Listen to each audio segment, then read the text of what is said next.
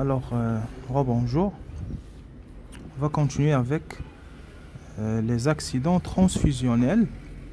Ok, on va expliquer qu'il s'agit d'une hypersensibilité de type 2. Donc, c'est une réaction inflammatoire de type 2. Ok. Donc, déjà, on va commencer par qu'est-ce qu'on entend par un accident transfusionnel. Par exemple, comme vous voyez là, donc le B ne peut pas donner, on ne peut pas donner des hématies d'une personne B à O, tout simplement parce que O, il possède les anticorps anti-A et anti-B. Également, la personne A ne peut pas donner ses érythrocytes à O parce que O, il possède les anticorps anti-A. Ainsi de suite. Donc les flèches comme ça veut dire qu'on ne peut pas donner des hématies. Tout simplement parce qu'à la surface des hématies, bien des globules rouges, on va trouver les antigènes.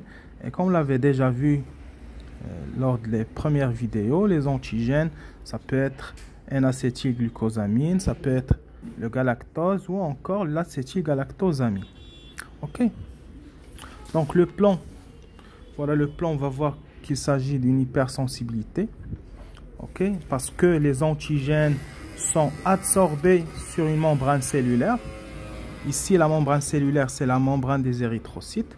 Donc, on va avoir une interaction entre des anticorps et un antigène. Donc, l'anticorps, ça peut être soit des immunoglobulines M ou des immunoglobulines G. Faites attention.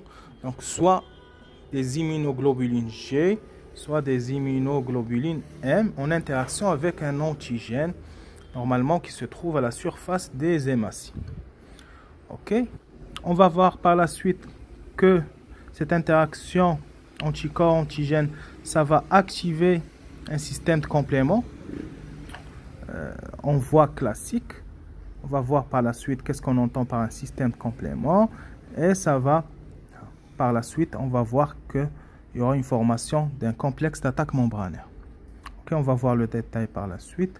Également, on va avoir une réaction de phagocytose retardée par le facteur C3b. Okay. Et à la fin, on va avoir au niveau des vaisseaux, au niveau intravasculaire, une hémolyse, ça veut dire une destruction des hématies. D'accord. Donc, une hypersensibilité de type 2, donc c'est l'interaction anticorps-antigène, soit anticorps IgG, soit IgM. Ok, donc c'est la voie classique. Donc la voie classique, ça va converger vers la formation d'un facteur commun entre les trois voies, que ce soit la voie classique ou lectine ou alterne.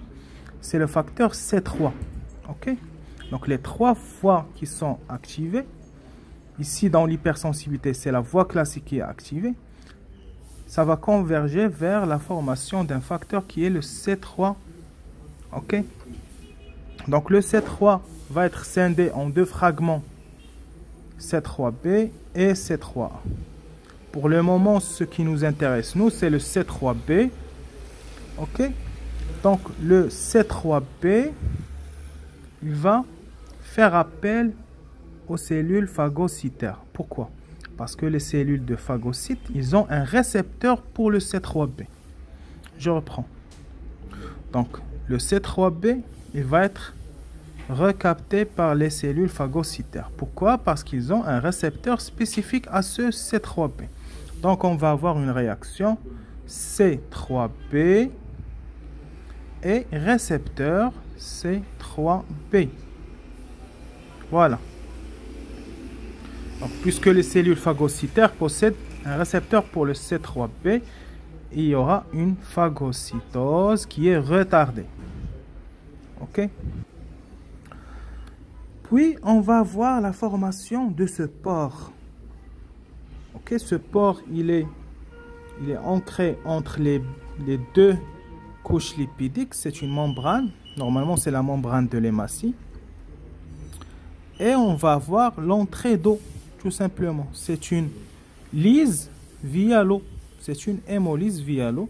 Donc l'eau va entrer et on va avoir un éclatement de la cellule qui est l'érythrocyte. Ce pore est formé de plusieurs monomères ou bien plusieurs protéines telles que le 5, C5P, C6, C7, C8, C9. Ok? Donc, je reprends. Donc, la voie classique, elle est activée par l'interaction d'un anticorps avec antigène. On va avoir la formation de ce C3 qui va être scindé en C3P, qui va induire la phagocytose. Et cette activation, cette suite ou bien cette cascade d'activation entre des protéines, ça va donner la formation de ce pore qui va permettre le passage de l'eau de ce milieu vers l'intracellulaire ou bien l'intra-hématie. Voilà. Donc, les accidents transfusionnels, donc ça va donner l'activation du système complément, ok, c'est ce qu'on vient de voir, et la formation d'un complexe d'attaque membranaire. C'est ça. Donc, complexe d'attaque membranaire, ce n'est que ce pore qui va permettre l'entrée d'eau et une phagocytose retardée. Voilà. Donc, la quatrième vidéo, ça va concerner les traitements d'urgence en cas d'accident transfusionnel.